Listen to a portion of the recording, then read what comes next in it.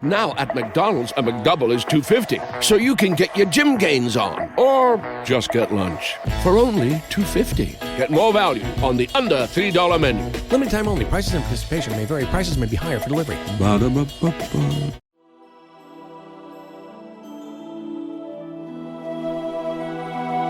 Welcome to the Lord of the Rings Lorecast, the show that explores the background of Tolkien's amazing world from the very beginning.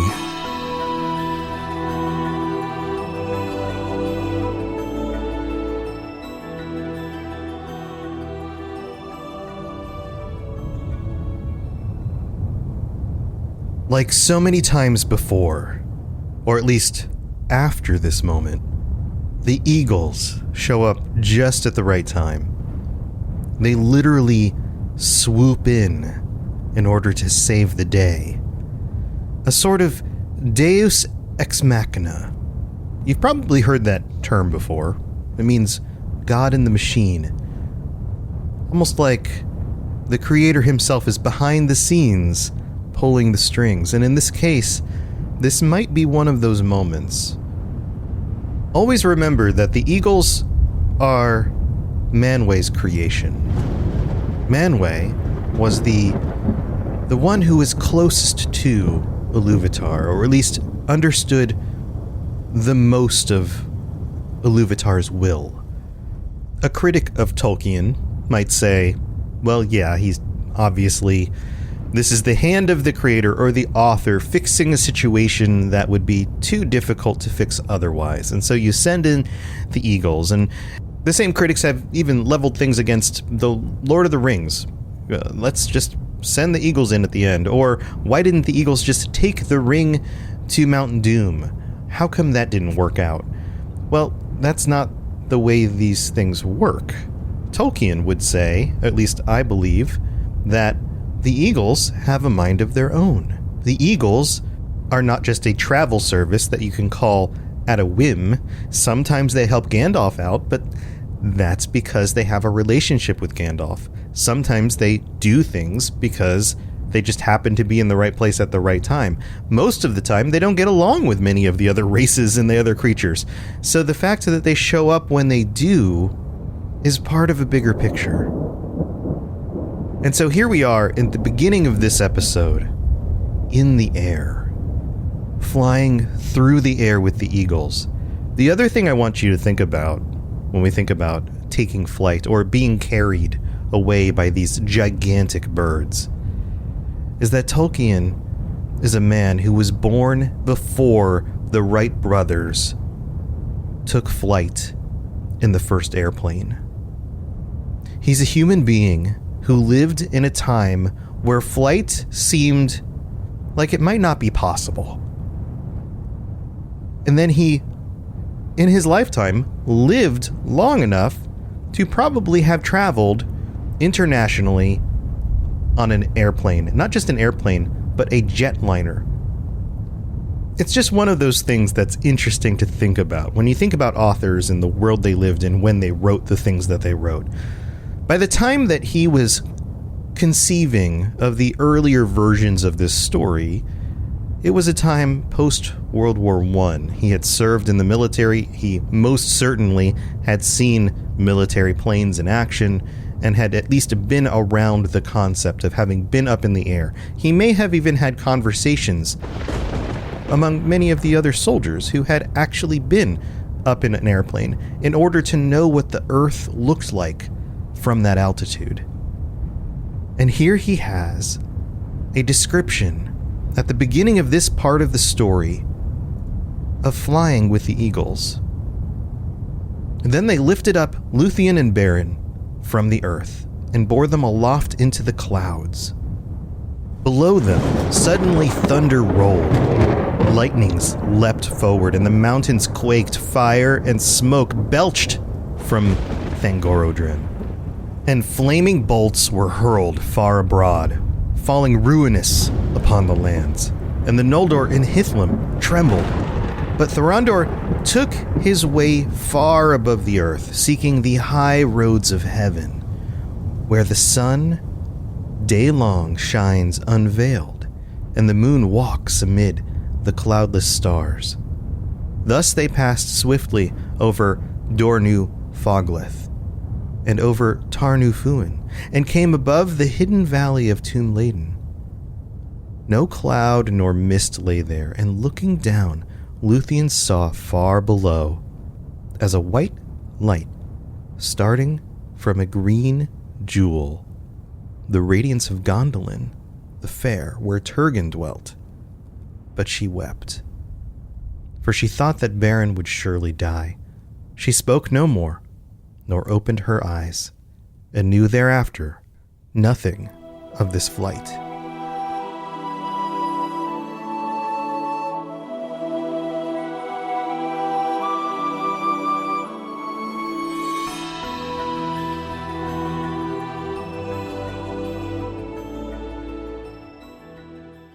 Now we have to remember that Beren's hand was bitten off at this point. And if you recall, he wasn't just bleeding. He was poisoned. Carcharoth is a vile creature. And now for the duration of this flight down into the woods where they are now safe on the outskirts of Doriath, the blood in Beren's body has been on fire. He's been burning within due to this venom that's poisoning him. And we're told that they're laid down in this forest area, and immediately Luthien goes to tending to him again in order to try to save his life. We're told that she uses the same methods that she used the first time when he was wounded by Carcharoth, but this time it's more dire. She is very concerned at this point that he may not make it. And for a long period of time, he lays there, after even being tended through her elven magic and medicine in a forest where they could come across the kinds of herbs and things that the elves use in order to do their medicine. He doesn't come out of it right away. And as a side note here, this is kind of fun in this situation as well. Huon joins them again at this point in the story. He finds them in the forest. Because, of course, the goodest boy is going to find his way back to them, even though he couldn't continue on where they were going. And the two of them together, Luthien and Huon, trying to bring Beren out of this. It's almost like he's in a coma. We're given this really interesting description here of what it's like for him. He lays there, and his spirit wandered upon the dark borders of death, knowing every anguish that pursued him from dream to dream. Have you ever had fever dreams? Have you ever been in one of those mental states where you needed to sleep, but you were so ill, and then your mind does the strangest things while you're sleeping? That's the kind of situation I think that's being described here. And again, remember, Tolkien went to war. He knew what it was like for people that he fought beside, his brothers in arms, to suffer wounds and infections, the kinds of things like this that would put you into these deep, almost comatose, fever dream-like states. And then suddenly, where her hope was almost spent, he woke again, and he looked up.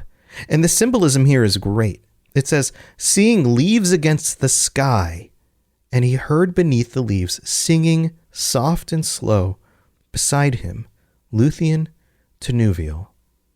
And it was spring again. So a lot of time has passed as well. Time has passed, but we're also getting the symbolism here. He was in the bleakest, darkest, most hell-like landscape when he was wounded. And then he goes through this state of dreams where he's just barely on the edge of survival, to opening his eyes, seeing a blue sky and leaves. Nature, again, the symbolism of all that's right in this world. Tolkien uses that. That is the thing that welcomes him back. And not only nature, but the singing of Luthien. Again, her strongest, most well-developed skill or ability. The place that she uses her magic. I would imagine in the situation, she was using that singing even then to attempt to heal him and bring him back. And at this point, we are given one of those moments where somebody's name is changed. And it's not that they lose their old name, but they're given a new name because of a circumstance. And Tolkien does this all the time. Thereafter, Beren was named Archamion, which is the one-handed. And then we're given this other detail. Suffering was graven in his face. The suffering that he goes through here, he carries with him moving forward. This is another one of those themes. You'll recognize it from The Lord of the Rings. The suffering that Frodo endures carries forward with him. It never truly leaves you. And I think this is another one of those things. This episode's going to keep going back to World War I. This is another one of those things that Tolkien saw among himself and maybe his men, that the suffering that they went through in that terrible hellscape, even when they came back to the spring of the world, to the good places, to the leaves and the sky, was still there deep down inside. So in an elven fashion here, and we get these descriptions from time to time, we're told that basically this is Tolkien's justification for another period of time goes by, fairly long. They, at this moment, are just okay with being in the woods, without having a home, without having a place to go, with no kingdom, with no house, just a man, an elven princess, and the bestest of good boy dogs living in the woods together. And they do this for a significant period of time. And we're told specifically that Luthien is totally cool with this. She's like, I don't need to go back. I don't need those pleasantries. Let's just take our time here and heal. And that feels to me like a very elven thing. Like, time doesn't really matter. We've got time.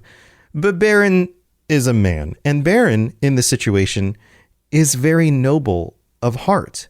He knows that he made an oath to Luthien's father, that he needs to carry forward with this, that he can't just live in the forest for the rest of his life. This starts, and I would imagine it starts eating at him. He knows he has to make a change, that he's willing to stay there long enough to continue healing, building up his strength again. But at some point, he's going to have to go back. It's his duty, and I would use the word duty here, to fulfill his oath, to go back to Thingol, to explain what had happened, to return his daughter to a place where she's safe, and then to accept whatever it is that comes after that. We're also told here that after a certain amount of time, he couldn't delay it anymore. And so he approaches Luthien and he says basically, hey, we need to go back. It is time. And so we're told, therefore, after a while, he persuaded her, and their footsteps forsook the houseless lands, the open forest where nobody lived in homes, and he passed into Doriath, leading Luthien home. We're also told here, so their doom willed it. And there's that word again, doom. If he hadn't decided to do this, it would have happened anyway. There was something about just the nature of the way these things play out and the way that characters have these dooms. And sometimes the dooms come from vows that they make. And sometimes the dooms come from something that carries on from their ancestors, like the Oath of Feanor. The winds of the world, the roadways of time lead in certain directions. And they have since the music of the Ainur. And Beren and Luthien's doom was to return to Menegroth. They couldn't go against it. And then we're given a picture here of what happens in Doriath while they've been gone. We're kind of caught up on the details of what Thingol was going through and the people of Doriath. We're told that Doriath had fallen upon some evil days, that grief and silence had come upon all of its people because they believed that Luthien was lost. And they started looking for her, but they couldn't find her. This section is interesting. I'm going to read from the passage here. And it is told that in that time, Darin, the minstrel of Thingol, strayed from the land. And this is like one little section that is put here in the middle of this that explains what happens to Darin. You guys remember Darin? Darin was the one who was fawning after Luthien when Beren showed up. He was the one that was creeping after her in the woods originally. We're given some details here about what happens to him during this time. So he strays from the land, and is seen no more. He it was that made music for the dance and song of Luthien before Beren came to Doriath, and he had loved her and set all his thought of her into his music. He became the greatest of all the minstrels of the elves east of the sea, named even before Maglor, son of Feanor. But seeking for Luthien in despair, he wandered upon strange paths and passed over the mountains. He came into the east of Middle-earth, where for many ages he made lament beside dark waters for Luthien, daughter of Thingol, most beautiful of all living things. We get this kind of sad explanation of why he's not there in the halls of Menegroth when they return to Doriath. He's gone off to lament her disappearance and probably believes that she's dead at this point. And yet, in that despair, in that emotion, the pouring out of that emotion into his music, he actually surpasses the other minstrels. He becomes an amazingly accomplished musician in all of this. It's a very interesting picture. We also get a description, and I think this is more important to the actual main story here, of what Thingol was doing. We learn that he turns to Melian. He goes to Melian, and Thingol often does this during times. He knows that she's powerful and knowledgeable and all of those things. And he asks for counsel. But during this time, she says, and we're told that she withholds her counsel. Basically, her counsel is that the doom you have devised here for them must work itself out until its appointed end. And you need to wait. Basically, listen, buddy, you did this. You set this up. It's got to work itself out. Let it happen. It's kind of like, it's one of those pictures I get of like two parents arguing over like the decisions that their children make. And then the wife is like, well, you were the one that decided to do that and you didn't consult with me. So you're just going to have to sit in the thing that you cooked. That doesn't make any sense, but you get the idea. And so he's basically searching for anything. And then all of a sudden messages come secretly from Caligorm. Remember the time when they're over in Nargothrond? And Caligorm basically says, hey, Felagund is dead. Finrod has died. Beren also is dead because he thought he was probably dead. And by the way, Luthien is here with me in Nargothrond, and I'm going to marry her. She's mine now, buddy. And Thingol would have none of that. Thingol becomes wrathful. He sends spies out in order to find out the truth about this or how he might be able to get Luthien out of Nargothrond. And then the next thing he finds out, Luthien is gone again. He was even considering making war against Caligorm, and he knew that making war against Caligorm would mean making war against all the sons of Feanor. And then he was considering that and realized that he didn't have the strength to take on all of them at the same time. He sends out messages to some of his allies saying, hey, can you help me find her? Or would you stand against these people if I needed to do something? All of that. He's basically looking at every option he can get, and then realizes that she's lost again. And then the next thing he knows, we're told something very, very terrible. It says here, but in the north of his realm, his messengers were met with a peril sudden and unlooked for, the onslaught of Karkaroth. So we're caught up to the time where Karkaroth is running around with a Silmaril in his belly, inside, like Beren's hand holding a Silmaril in his belly, right?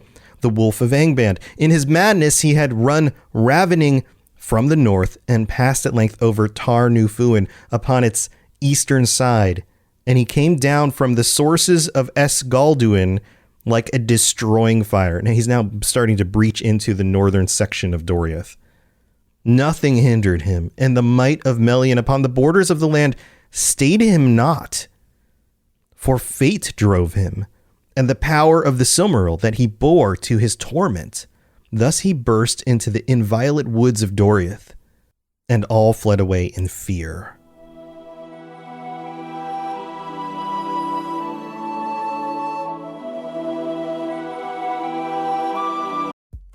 It's time for that spring reset. I'm taking a look at everything in my closet and figuring out that, oh no, this absolutely needs to go. And it's about time I replace things so that my clothes aren't older than my 15-year-old. Now you might think that they lasted that long because they were well made, but no, they're in terrible condition. Unlike the new jeans I just got from Quince. Jeans have always been my personal go-to because you can kind of wear them for lots of different things, but maybe they're not your thing. Maybe you're looking for, 100% European linen with insanely soft flow knit activewear fabric. It's definitely getting warmer, and their flow knit activewear is moisture wicking, anti-odor, and soft enough that you'll actually want to wear it every day.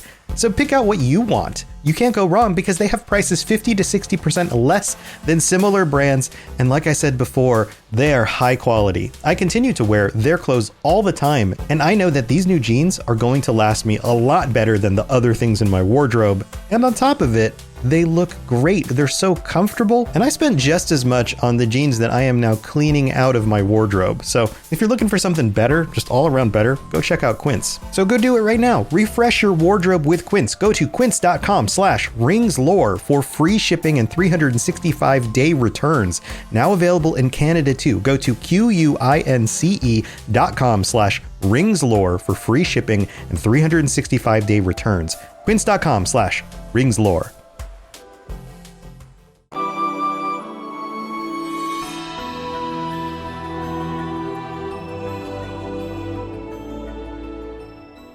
All right, here we are in the middle of the show. Thank you to all of you for listening, first of all, and for all of our supporters from Patreon. We have so many more new people to shout out. We have so many more reviews to read. I will, again, read a few of the reviews in the middle here and then put the rest of them at the end. I promised to read them all when we wrote them, and I've gotten a ton of them. You guys are so amazing. I'm just going to have to put most of them at the end of the episode. But here we go. Let's welcome our newest patrons. I don't remember if I welcomed Stephen M. last time, but Stephen M., John S., Carl J., Alex A., Jackson G., Chad I., Fred M., Leon R., Idifi, I think is how that's pronounced, Joshua H., Aldo J., and Rebecca. Thank you so much to all of you.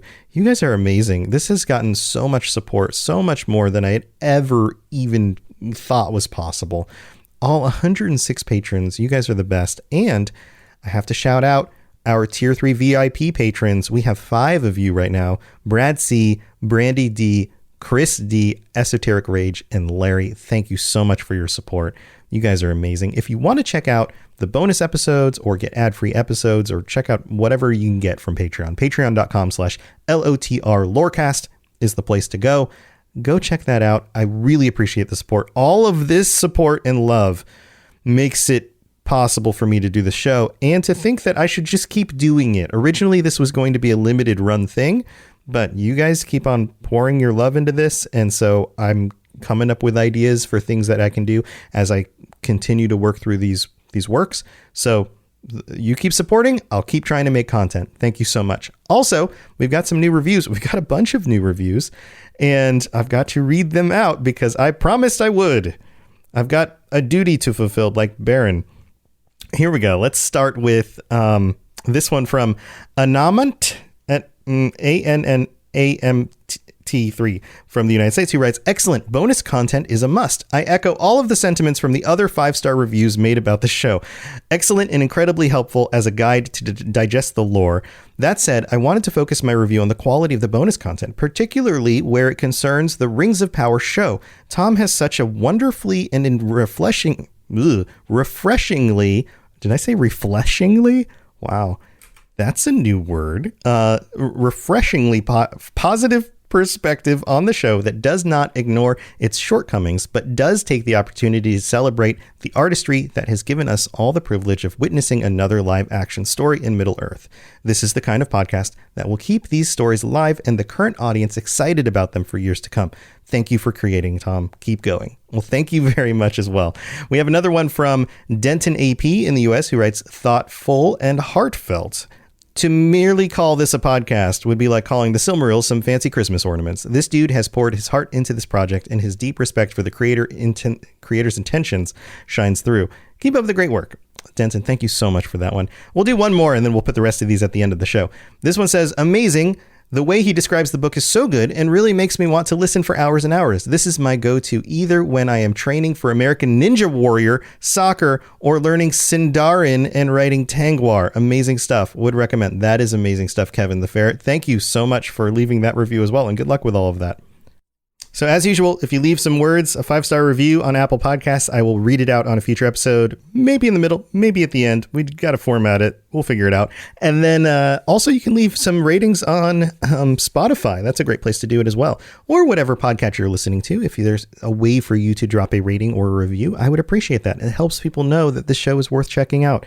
All right, let's move on with the rest of the story. If you want to hear the rest of these reviews, then you'll get those at the end. Here we go.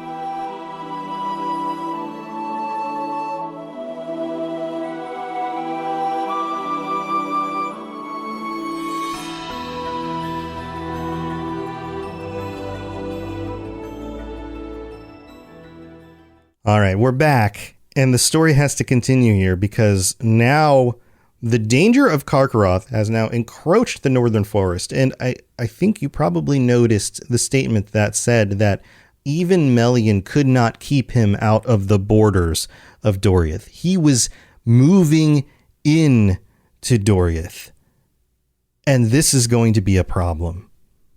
There is only one messenger who escapes. That's how this information gets back to Thingol. We're told that alone of the messengers, Mablung, chief captain of the king, escaped, and he brought the dread tidings to Thingol. This is a big deal. But before that, we have the end of this section of the story. Because Beren and Luthien return to Menegroth. And this is a magical moment, an interesting moment, a very cool moment. I don't know the right words to use here. Usually I come up with what I think are probably the right words. This is a good moment because we have just been told how desperate King Thingol is to find his daughter, and even considering going to war for it, a potentially losing war. And now he's finding out that his borders are being encroached on by a terrible monster of a beast that is tearing through his men. It is powered by this Silmaril, which is burning him from the inside. Can you imagine how desperate he would be in this situation? And what I'm going to do here is read this next sequence of passages so that you can hear how this plays out when Beren and Luthien come back to him. Then Beren led Luthien before the throne of Thingol, her father, and he looked in wonder upon Beren, whom he had thought dead. But he loved him not, because of the woes that he had brought upon Doriath. But Beren knelt before him and said, I return according to my word. I am come now to claim my own. Let's pause there. He returns. Thingol is pissed off at him for all the terrible things that have happened that he himself, in a way, had caused, if you go back far enough. And then Beren bows down, he kneels, and says, I've stuck to my word, and now I've come to claim basically what you promised me. You should be thinking, wait, what? He doesn't have a Silmaril with him at this moment, right? Like, what is he even doing here? It goes on. And Thingol answered, what of your quest and your vow? But Beren said, it is fulfilled. Even now, a Silmaril is in my hand. It just happens to be in the belly of a gigantic beast, which is ravaging your borders. But technically, that's true. Then Thingol said, show it to me.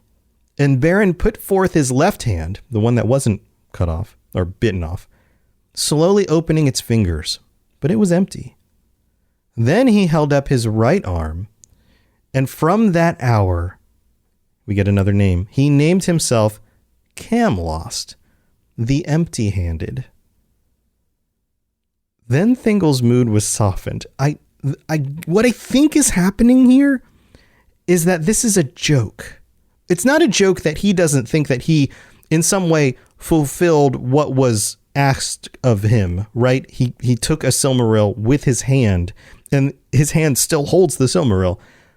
I think that part of it rings true, but then this idea that like he then stands in front of Thingol, raises his hand, and one's empty, and then the other one just is not there at all, and names himself in front of Thingol, basically, call me Camlost, the empty-handed. And Thingol's mood was softened, and Beren sat before his throne upon the left and Luthien upon the right, and they told all the tale of the quest, while all there listened, and were filled with amazement. Can you imagine the things that they've been through, that they are now sharing with Thingol and his court? Everybody there was probably like in rapture. This must have been the most exciting thing that had happened to any of them in a very long time. And it seemed to Thingol that this man was unlike all other mortal men, and among the great in Arda, and the love of Luthien, a thing new and strange. And he perceived that their doom might not be withstood by any power of the world. Therefore, at the last, he yielded his will, and Beren took the hand of Luthien before the throne of her father. Thanks for listening to the Lord of the Rings Lorecast. If you'd like to learn more about other fantasy worlds, check out my other podcasts, The Elder Scrolls Lorecast, The Witcher Lorecast, and more at robotsradio.net. If you'd like to reach out, I'd love to hear from you. Send me a note on Twitter at robots_radio, or join our amazing community on the Robots Radio Discord. There are links in the show notes, or just search Robots Radio Discord, or find the link on robotsradio.net. I'll see you next time. All right, back to reading some reviews. We have a bunch more to get through, so thanks for tuning into this, and thank you to everyone taking the time to drop these reviews. This one says, 6 stars, I can't get enough. It's from HTTYDF in the US, who writes, this is the best way to extend your understanding of The Lord of the Rings. Pair this podcast with the books, movies, or the TV series for an unparalleled experience. Amazon needs to hire this guy for their next stab at Middle-earth. Many thanks, Robot Man Tim. Tim, thank you so much. And hey, Amazon, if you're listening, hi there. We've got another one. This one says, this one's from Keep It Level in the US, who writes, there are few who can make this great of a podcast. I could write a novel-length review for how amazing this show is. I'm in the Army and commute about an hour to work. My friend recommended this podcast, and now I can't stop listening. I've been an LOTR fan since I learned how to read 30 years ago. I've been obsessed with the original trilogy and can easily get lost in Tolkien's worlds. Unlike other podcasts I've listened to for the past few years, I can tell Tom is genuine. He laughs and shows human emotion and connection to the world of Tolkien. He conveys such profound thoughts and feelings that really make me ponder and imagine it as I never have done. The way he describes everything is just so accurate and beautiful, I can't put it into words. I'm grateful for Tom, and I'm glad I found this absolute miracle of a podcast. I have my own emotional and mental difficulties that I try to keep in check, and listening to Tom reminds me that there's still good in this world. Truly an inspired human, and I would venture to say that if JRT were alive today, he would want to listen. I used to say that if I could meet anyone in the world just to have a conversation with them, it would be Howard Shore or Hans Zimmer. I love their master craftsmanship of music, which is yet another topic Tom discusses so well. And now I would easily put Tom at the top of my list. Oh man, that's crazy. Thank you. Wow. Here's to you, Tom. Keep doing exactly what you're doing. You're a phenomenal individual, and I wish the absolute best for you and what you do. You have helped this man remember the words of Faramir in my hardships. In this honor, I cannot believe that any darkness will endure. Man, that is so well written. Thank you so much. And that is such a huge compliment. It's a good point for a reminder. I do talk with people all the time in our community. So feel free to either join the Discord, post some stuff, I'll respond, or come by one of the live streams on Twitch, twitch.tv/robotsradio. On Mondays, Wednesdays, and Fridays in the afternoons, I'm playing games and hanging out with the community, but it's a wonderful opportunity. It's actually been growing a lot, and people are getting to know each other, and it's well, I mean, even if I'm playing Fallout, I'm happy to talk Lord of the Rings, right? Like, it doesn't matter. We'll just hang out and have fun. So come on by. I don't have to be on this list of unapproachable, Hans Zimmer like individuals. I'm a real boy. I have a face, and you can come talk to me. This one is from Liliana Chase, who writes, the best hyperfiction. This is from the US. Or hyperfixation. Did I say hyperfiction? I read The Hobbit over 10 years ago, and when I decided to try and get back into the world of Tolkien, I had no idea how far I would fall. I absolutely adore this Lorecast. It's my first one, and it is a perfect way to indulge my new Tolkien hyperfixation while driving to work and chilling at home. I'm a college student, so sometimes reading for fun is hard when I'm reading for school every day. Yeah, totally get that. Thank you for providing a way for me to experience fantasy and escape the real world. I would give more stars if I could. I think there's like 1, 2, 3, 4, 5, 6, 7, 8, 9, 10, 11, 12, 13, 14 pasted into this. A star for each of the Valor. There we go. That makes sense. Liliana, thank you so much. That is amazing. Then we have one from John Silmaril Sojourner. Maybe I'm pronouncing that name right. From the US, who writes, caught up in a week. As someone who has grown up watching Lord of the Rings and The Hobbit and now Rings of Power, I wanted to delve into the stories and history of this world with limited free time. The concise but spirited manner Robots brings to this podcast allows a listener to imagine and picture this world with ease. Listen to all 33 in a week while at work and couldn't stop. Can't wait to continue and honestly don't want there to be an end. To the goodest boy. To the goodest boy. Thank you for that one. We've got a bunch more. I'm going to try to get through these as quick as I can. This one's from Kerwna, WNA, from Ireland. I probably butchered that.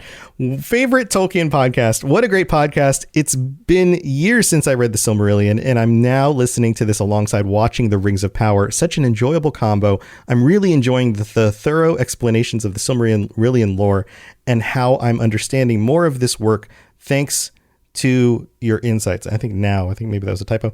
It's so good. It's making me look forward to my usual dreary commutes. That's awesome. Thank you so much for that one.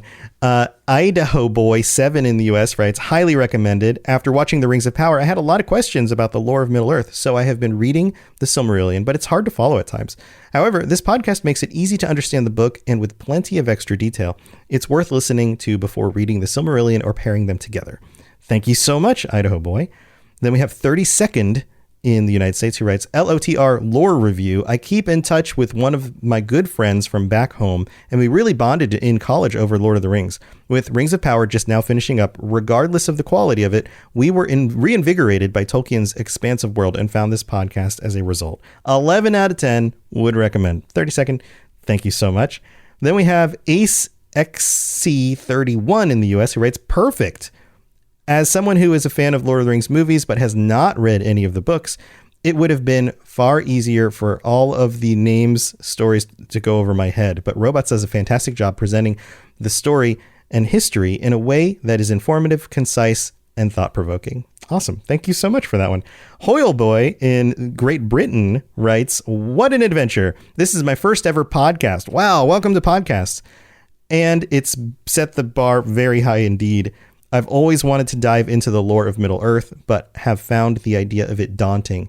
That is, up until now, though through Tom's clear and concise explanations and observations, and obviously good reading skills, as has been shown in this whole section that I've been doing here, I have finally been able to take the plunge. His manner is simply delightful and has inspired me to pick up the books once more. I will also be purchasing the new illustrated version of the Silmarillion, when it releases. It's also encouraged me to give other podcasts a go, and I will surely be listening to more of Robots' other casts very soon. Thanks for everything, Tom. Yeah, Hoyle Boy, I hope you enjoy them. You can find all that stuff at robotsradio.net. I don't always say that, but if you want to find my shows and any of the other shows on our network, you can go there.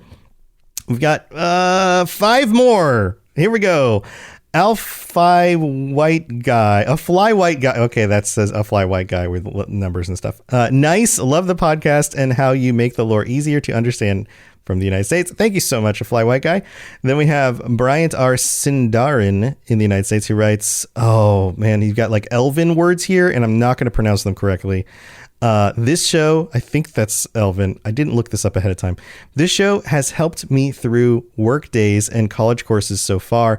I've been reading and watching Tolkien-related work for 16 years now and become obsessed with the lore of these stories at a young age. Recently have been writing my dissertation on language and how it intersects with folklore. That's super cool. But being dyslexic, wow, it can be very hard to reread a lot of these works. That is, kudos to you for working through that in order to achieve that. That's awesome. This show makes the process so much easier for me. Keep up the good work. Bryant, thank you so much for that. Then we have Jabroni Sandwich in the US who writes, so sad. Unfortunately binged every episode in a week and now I have to wait for new episodes. Robo is great. Love it. Thank you, Jabroni. And then our Stoner 434 in Great Britain writes, the most captivating show. As a big Tolkien fan, I love diving into the lore, and despite having seen so many different people retelling these stories, I never get bored of them, and your show just makes it even better, and I love when you give your own insights into them because it gives me a new perspective to look through. I can tell this is a real passion project. I can really talk today. Passion project of yours, and I love listening to it in the car. My favorite episode was the Finrod episode. My only qualm is the way you pronounce names like with the DH in them, like I say Maedhros, but you're saying the DH is pronounced with like a TH, so it's Maedhros. Yeah, it makes sense. That sounds familiar. I'm so not good at pronunciation, guys. That's my Achilles heel. I can't wait for you to move on to Tuor and Idril and Erendil and Elwing. Erendil. Is that the way you say that one? Thank you, R. Stoner. And thank you for, I will try to pronounce the DHs as THs moving forward. Thank you for that one. Then we have NATO78, the last one of the group today, that writes, not enough stars in the sky. NATO's from the US. These are not enough, I totally messed that up two different ways this time. There are not enough stars in the sky to cover how highly I would rate this podcast. Absolutely masterful narration and passionate care put into explaining and translating Tolkien's work into words that anyone can understand. I have loved The Lord of the Rings since my dad read The Hobbit and The Lord of the Rings to me as a child. I have struggled to get through and understand the Silmarillion, though. Robots has done an excellent job in breaking everything down in a very understandable and engaging way. Keep up the amazing work. NATO, thank you so much, and thank you to all of you guys. Have a wonderful week.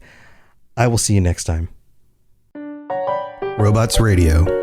Games, lore, stories, community. Just press play.